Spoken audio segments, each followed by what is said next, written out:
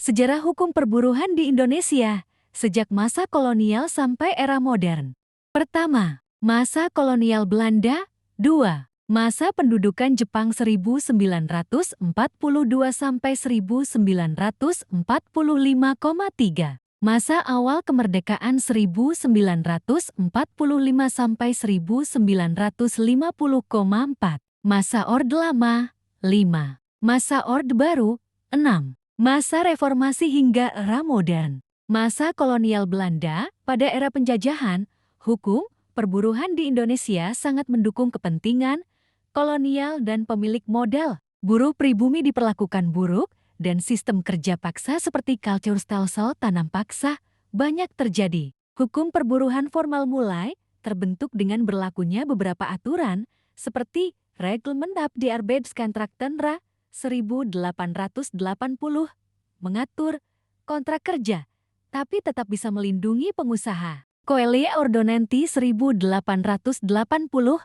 aturan keras untuk buruh perkebunan, termasuk pemberlakuan punala sanksi hukuman pidana bagi buruh yang melanggar kontrak. Menuju awal abad ke-20, muncul gerakan buruh dan serikat buruh pertama seperti Sarekat Islam. Masa pendudukan Jepang 1942 sampai 1945. Sistem kerja paksa berubah nama. Masa pendudukan Jepang 1942 sampai 1945.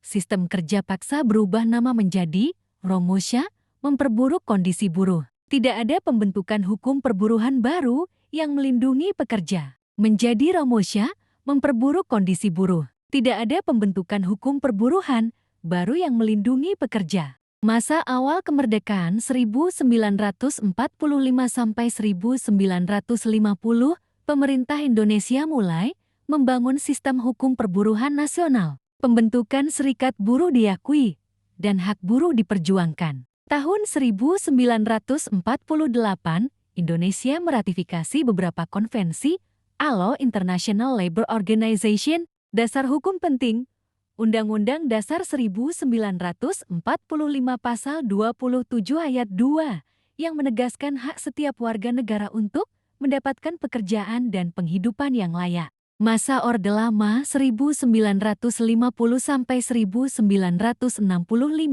perkembangan hukum perburuhan lebih politis dengan serikat buruh banyak berafiliasi dengan partai politik. Negara mulai membuat berbagai peraturan tentang upah, keselamatan kerja, dan penyelesaian perselisihan.